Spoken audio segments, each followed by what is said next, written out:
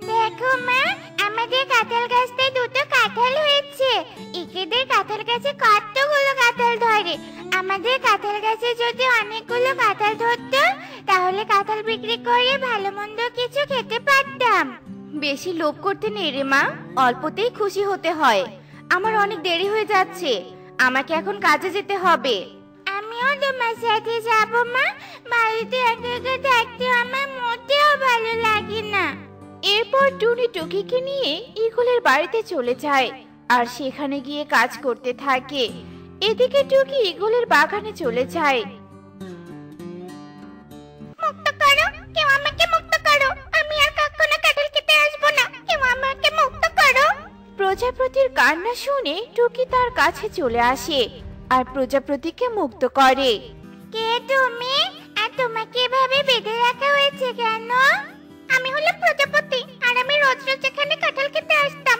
কিন্তু আজকে আমি কাঁঠাল গাছের মালিকের কাছে ধরা পড়ে গিয়েছি, আর এজন্য সে আমাকে ধরে বেঁধে রেখেছে।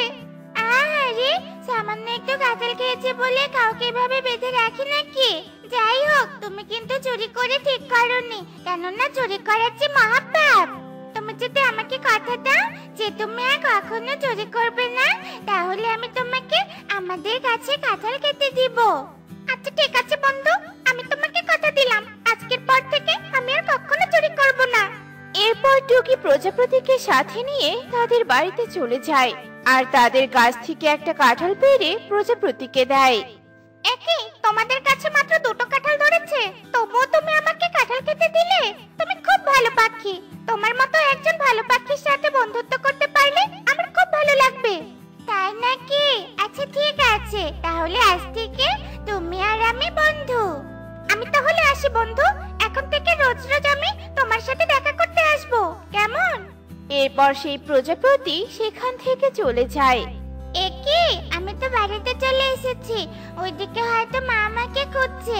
না না, এখনো আমাকে ইকরিদের বাড়িতে যেতে হবে।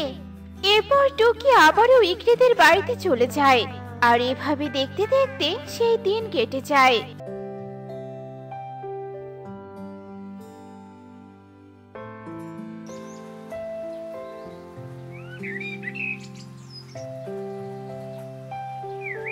একি, টুকি এভাবে পড়ে গেল কেন? এই কনক, ওর মনে হয় শরীর খারাপ লাগছে, তাই ও মাথা ঘুরে পড়ে গেছে। এক্ষুনি ওকে হাসপাতালে নিয়ে যেতে হবে। তুই ওকে নিয়ে হাসপাতালে যা, আর আমি বরং টুনি মাসিকে খবর দিয়ে আসছি। এরপর কনক একটা অটোতে করে টুকিকে হাসপাতালে নিয়ে যায়। অন্যদিকে পারুল টুনিকে গিয়ে টুকির অসুস্থতার কথা খুলে বলে। এরপর টুনি আর পারুল হাসপাতালে চলে আসে। ডাক্তার বাবু, আমার টুকি এখন কেমন আছে? ওর কোনো বড় রোগ ধরা পড়েনি তো? মানে, এই যে বাচ্চারা, তোমরা একটু বাইরে যাও তো। আর টুকি, তুমি এখন মোটামুটি সুস্থ, তুমিও ওদের সাথে বাইরে যাও। ডাক্তারের কথা শুনে টুকি ও তার সহপাঠীরা বাইরে চলে যায়। শোনো টুনি, তোমার মেয়ের ব্রেন ক্যান্সার হয়েছে, ওকে বাঁচানো সম্ভব নয়। ও হঠাৎ একদিন মারা যাবে, কিন্তু এই কথা কিছুতেই টুকিকে জানতে দিবে না, তা না হলে ও অনেক ভয় পেয়ে যাবে। সৃষ্টিকর্তা, আমাকে এখন পাপের শাস্তি দিলে। একটা মাত্র মেয়ে আমার, তাকেও কিনা এত বড় একটা রোগ দিল। এখন আমি কাকে নিয়ে বাঁচবো? মা, ও মা, তুমি কাঁদছো কেন? বাড়িতে যাবে না? হ্যাঁ রে মা, এক্ষুনি যাচ্ছি। এরপর টুনি টুকিকে নিয়ে বাড়িতে চলে আসে আর এভাবে দেখতে দেখতে রাত হয়ে যায়।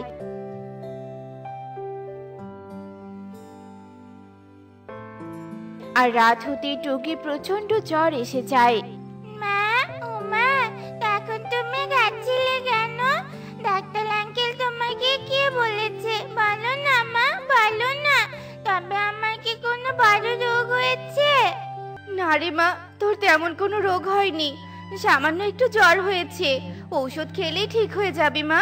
তুই শুয়ে থাক, আমি দেখি কাকুলি দিদির কাছে জ্বরের কোনো ঔষধ পাই কিনা। এরপর টুনি কাকুলির কাছে ঔষধ খুঁজতে চলে যায়। এদিকে সেই প্রজাপতিটি টুকির জানালার কাছে আসে আর টুকিকে ডাকতে থাকে। টকি বন্ধু, ও টকি বন্ধু, বাইরে এসো। একে বন্ধু, তুমি এসেছো? আমি এক্ষুনি আসছি।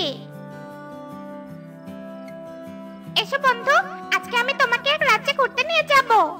কিন্তু আমি তো অনেক অসুস্থ, তাছাড়া মাও আমার জন্য ওষুধ আনতে বাইরে গেছে। আর এত রাতে ঘুরতে যাওয়া মোটেও ঠিক হবে না।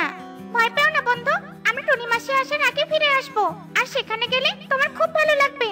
এরপর টুকি প্রজাপতির কথায় রাজি হয়ে যায় আর প্রজাপতির সাথে পরীদের রাজ্যে চলে আসে। কে বন্ধু, এ তুমি আমাকে কোথায় নিয়ে এলে? এত সুন্দর দৃশ্য এর আগে তো আমি কখনো দেখিনি। টুকির কথা শেষ হওয়ার সাথে সাথে প্রজাপতি এক পরীকন্যার রূপ নেয়। এটা হলো পরীদের রাজ্য, আমরা সব পরীরা এই রাজ্যেই থাকি। তার মানে তুমি প্রজাপতি নও, তুমি আসলে একটা পরী। কিন্তু তুমি তোমার পরিচয় আড়াল করেছিলে কেন? আমার পরীরূপ বনের কেউ দেখলে আমার অনেক বড় বিপদ হয়ে যেতে পারতো। আর এই ভয়ে আমি প্রজাপতি হয়ে কাঁঠাল খেতে যেতাম, কেননা কাঁঠাল খেতে আমার ভীষণ ভালো লাগে। এসো বন্ধু, আমি তোমাকে আমার বাগান ঘুরে দেখাই। এরপর পরীকন্যা টুকিকে একটা ফুলের বাগানে নিয়ে যায়। ওয়াও বন্ধু, তোমাদের বাগানটা সত্যি খুব সুন্দর। আমাকে এত সুন্দর একটা জায়গায় ঘুরতে নিয়ে আসার জন্য তোমাকে অনেক ধন্যবাদ বন্ধু। জানো, আমার মায়েরও বাগান করার খুব ইচ্ছে, কিন্তু টাকার অভাবে এতগুলো গাছ কিনতে পারে না, আর সেটা হলো কাঁঠাল বাগান। তাই নাকি বন্ধু? তবে আমি টুনি মাসির ইচ্ছেটা পূরণ করব। আমি টুনি মাসিকে একটা কাঁঠাল বাগান করে দিব। এসো বন্ধু, তোমাকে বাড়িতে রেখে আসি, তা না হলে টুনি মাসি তোমাকে খুঁজবে। এরপর পরীকন্যা তার পরিরূপ নিয়ে টুকিকে তার বাড়িতে রাখতে চলে আসে আর সেখানে গিয়ে জাদু করে অনেক বড় একটা কাঁঠাল বাগান বানিয়ে দেয়। আর তারপর পরীকন্যা আবার তার পরিরাজ্যে চলে আসে। আর এভাবে দেখতে দেখতে সেই রাত কেটে সকাল হয়ে যায়।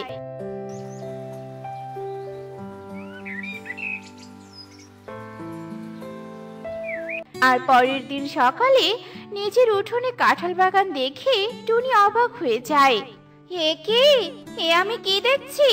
আমার উঠোনে কাঁঠালের বাগান হলো কি করে? আমার বন্ধুকে বলে আমি তোমার ইচ্ছেটা পূরণ করে দিয়েছি মা।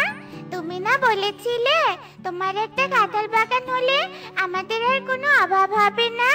কে তোর বন্ধু? এরপর টুকি তার মাকে পরীকন্যার সমস্ত কথা খুলে বলে আর তা শুনে টুনির চোখে জল চলে আসে। এখন আর এত কিছু দিয়ে কি করব বল রে মা? তুই তো আমার কাছে আর বেশি দিন থাকবি না, আর চলে যাওয়ার আগে তুই কিনা আমার ইচ্ছেটা পূরণ করে দিলি। কেন মা, আমি তোমার কাছে বেশি দিন থাকবো না কেন? কি হয়েছে আমার? বলো মা, আমাকে সত্যিটা বলো। তোর যে ক্যান্সার হয়েছে রে মা, ডাক্তার বলেছে তোর হাতে আর বেশি দিন সময় নেই। তুমি আমার জন্য কষ্ট পেও না মা, আমি না থাকলে তুমি তোমার কাঁঠাল বাগানে কাঁঠাল বিক্রি করে সংসার চালাবে। আর আমি আমার বন্ধুকে বলে দিব সে যেন তোমাকে দেখে রাখে। এরপর মামি মিলে অনেক কাঁদতে থাকে আর এভাবে দেখতে দেখতে রাত হয়ে যায়।